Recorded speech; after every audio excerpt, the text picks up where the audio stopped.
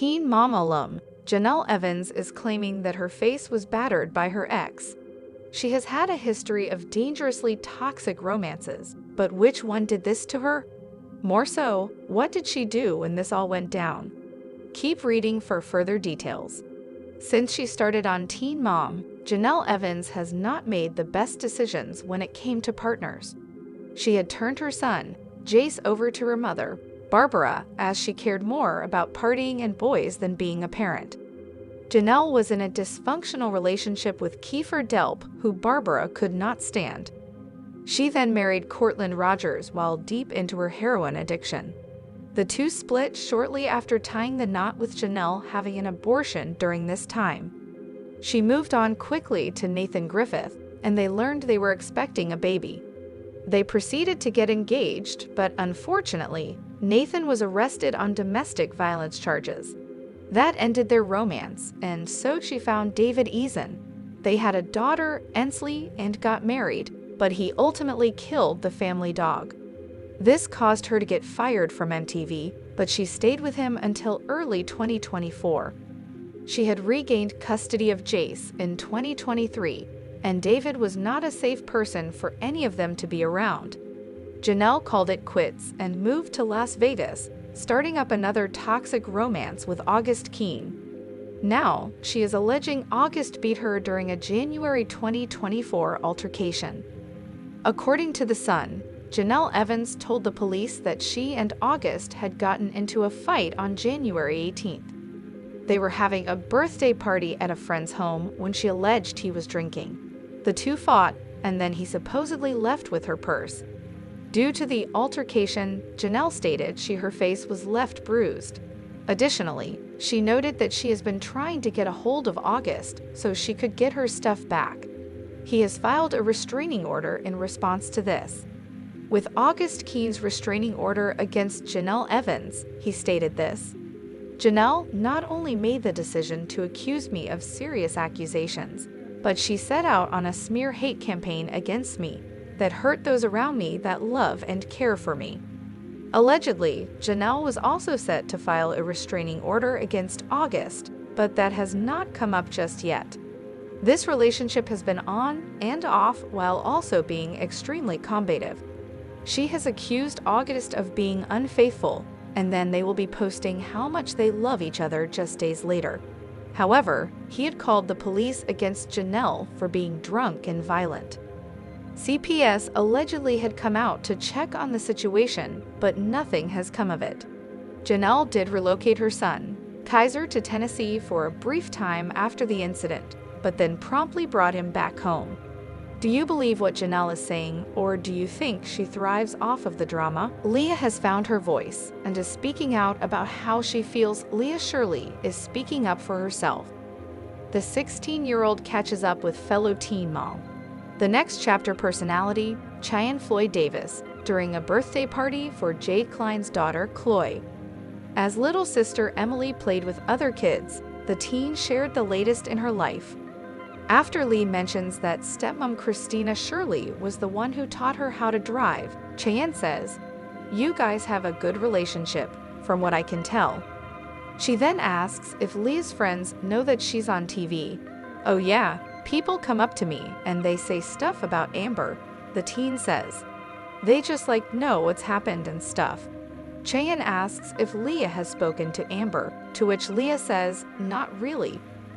I haven't really talked to her or haven't really seen her in a while." "I'm sorry," Cheyenne says.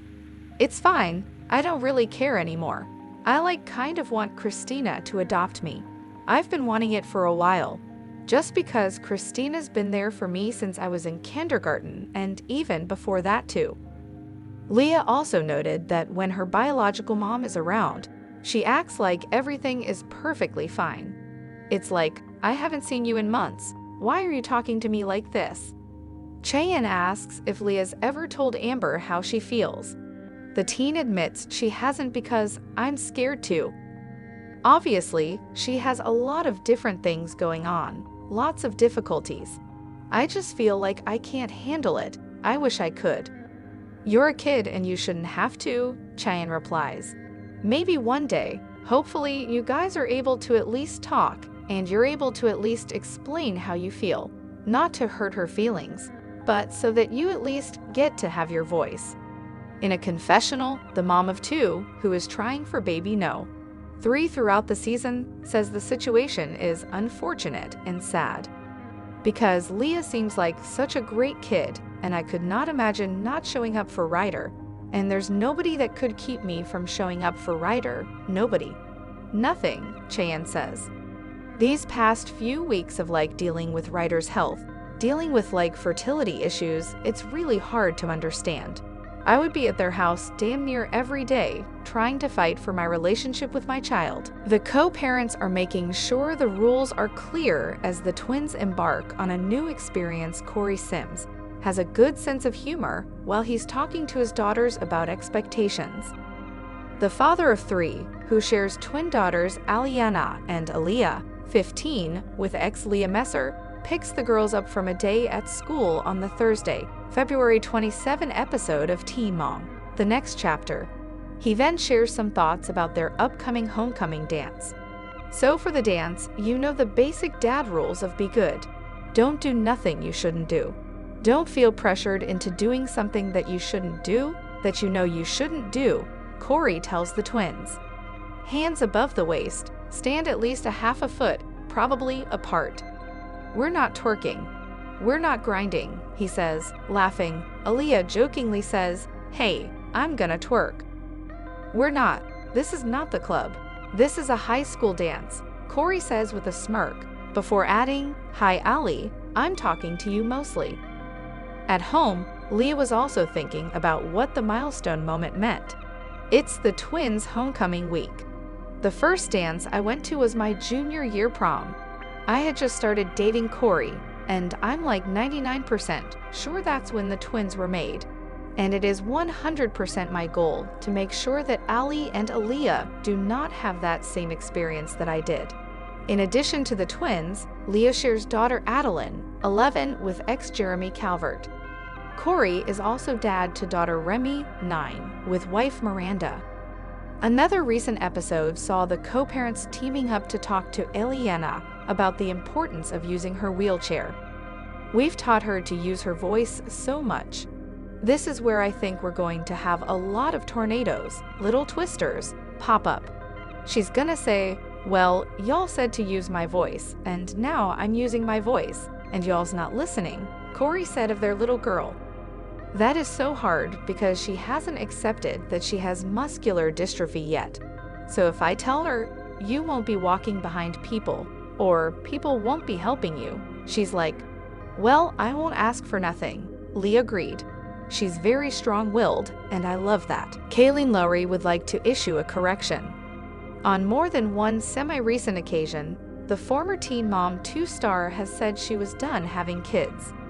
Last year, Lowry said as much during an episode of one of her podcasts, stating very straightforwardly, no more pregnancies, no more surprise pregnancies, unplanned pregnancies, pregnancy, surrogacy, none of it. A couple months later, after revealing she had given birth to twins, Lowry said the doctor had tied her tubes as part of the C-section that enabled her to welcome her latest son and daughter into the world.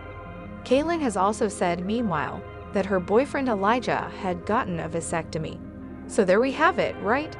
7 children is enough for Kailyn Lowry, and now she's all set with the members of her immediate family, right?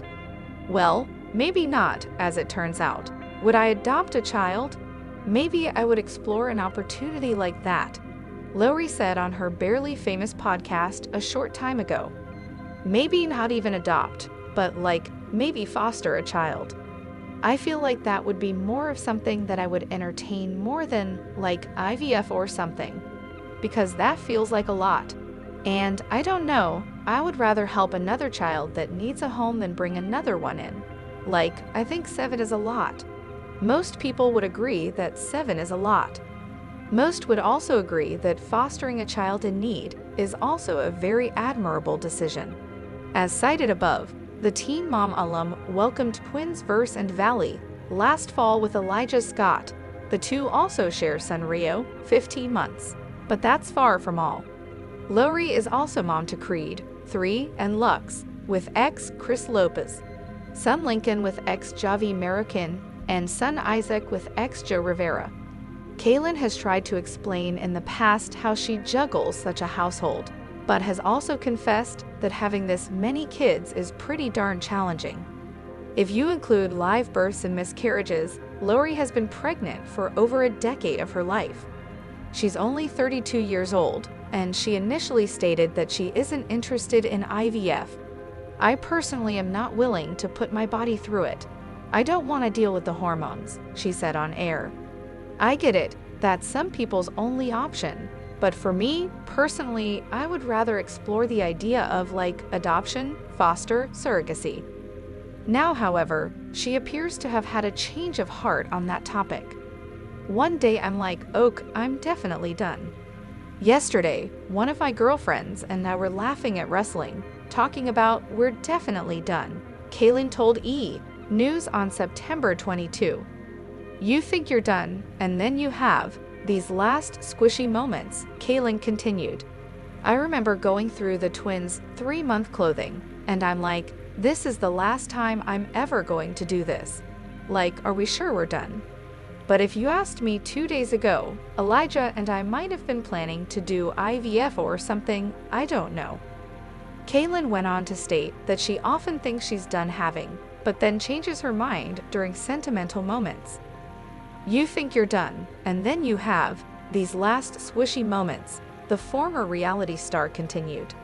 "I remember going through the twins' 3-month clothing, and I'm like, this is the last time I'm ever going to do this. Are we sure we're done? And when it comes to fostering?" In the hope that the fostered boy or girl would then find adoptive parents down the line, "I could never take it off the table," she said during an interview earlier this year. "But right now, it's just not realistic for what we wouldn't be able to give, everything that would need to be given, and what we want to provide. It's just not possible right now." It sounds like Kail has decided to keep her options open.